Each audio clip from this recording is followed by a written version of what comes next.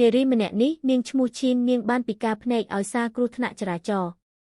ដើម្បីបានស្នងមរតកថ្ងៃនេះកញ្ញាឈីនបានណាត់ជួបជាមួយប្រុសម្នាក់ដែលជាកូនអ្នកលេងឲ្យជួយបង្កើតកូនឲ្យនាងពេលតួប្រុសចេញពីងូតទឹកកញ្ញាឈីនបានចាប់ដួលតួប្រុសទៅលើគ្រែរួចអង្គុយពីលើតួប្រុសរបស់យើង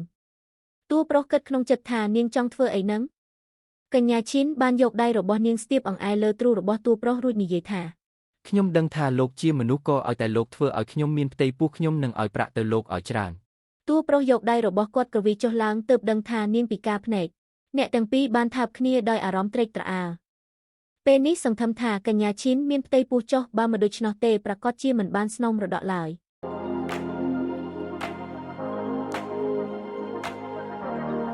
ពួកគេទាំងពីរខំប្រឹងធ្វើការពេញមួយយប់កញ្ញាឈីនក៏បានមកដល់ផ្ទះវិញនាងបានឮអ្នកបម្រើនិយាយគ្នាថាអេ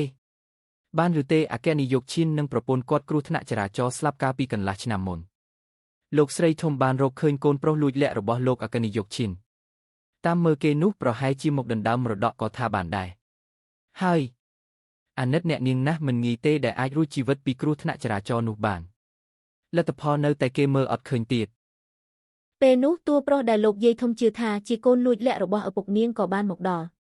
តែតាមពិតប្រុសនោះគឺជាប្រុសដែលគេងជាមួយនាងយប់មុននឹងឯងគាត់បន្លំខ្លួនតាមការរៀបចំរបស់ឪពុកគាត់កញ្ញាឈីនក៏បានមកដល់តួប្រុសក្រឡេកមើលឃើញស្គាល់ភ្លាមថាជាស្ត្រីដែលគេងជាមួយគ្នាយប់នោះតួប្រុសមិននឹកស្មានថានេះជាផ្ទះរបស់នាងទេ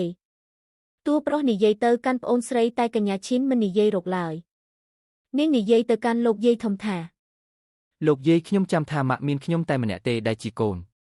គេជាកូនប្រុសប៉ាឯងជាកូនស្នេហ៍គ្រាដំបូងរបស់ប៉ាឯងគេរស់នៅបរទេសតាំងពីក្មេងគេមកវិញចង់រាប់ញាតិអ្នកណាទៅដឹងថាប៉ាឯងត្រូវជួបឧបទ្ទហេតុគ្មានឱកាសបានស្គាល់កូនខ្លួនឯងយ៉ាងនេះនោះអាហាដូច្នេះប៉ាអត់បានទទួលស្គាល់គេទេចុះគេរាប់ថាជាកូនខាងណាដែរពេទ្យពិនិត្យ DNA រួចហើយឯងមិនទទួលស្គាល់ជារឿងឯងលោកយាយធំបានឲ្យមេការអានលទ្ធផលតេស្ត DNA ឲ្យនាងស្ដាប់ភាគរយដែលពួកគេជាឪពុកកូននឹងគ្នាមានរហូតទៅដល់ 99.99% ឯណោះតួឯកស្រីរបស់យើងបានតបថាអ្នកណាដឹងថាលទ្ធផលនេះពិតឬអត់នឹងរួចបានដើរចេញទៅលោកយាយធំបានខាត់អាឈិនឲ្យឈប់តែត្រូវបានតួប្រុសខាត់លោកយាយខ្ញុំទើបតែបានជួបនាងជាលើកទី1នាងប្រហែលជាប្រឆាំងជាមួយនឹងខ្ញុំគឺជារឿងធម្មតាទេទុកពេលនាងតិចទៅលោកយាយឯងនេះឆ្លាតមែនមានឯងយើងលែងបារម្ភពីក្រុមហ៊ុនហើយចាំស្អែកយាយនាំឯងទៅមើលក្រុមហ៊ុនណាយប់មួយតួប្រុសកំពុងដេកស្រាប់តែកញ្ញាឈីនចង់សម្លាប់តួប្រុសរបស់យើងតែត្រូវបានតួប្រុសរបស់យើងចាប់អោបជាប់រួចនិយាយថាប្អូនស្រីមកបន្ទប់ខ្ញុំទាំងយប់ចង់ធ្វើអ្វីមែនទេឬមួយបារម្ភពីខ្ញុំឬចង់កាត់សក់ឲ្យបងទាំងកណ្ដាលយប់តើមែនទេកញ្ញាឈីនប្រកែកយ៉ាងខ្លាំងតួប្រុសបានធ្វើឲ្យនាងខឹង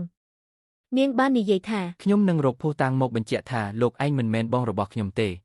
តួប្រុសបានចាប់ពលនាងចូលក្នុងបន្ទប់ឆ្លៀតឱកាសពេលនោះកញ្ញាឈីនបានយកសក់តួប្រុសមួយសរសៃដើម្បីតេស្ត DNA សូមអរគុណដែលបានតាមដានទស្សនាសូមរងចាំភាគបន្ត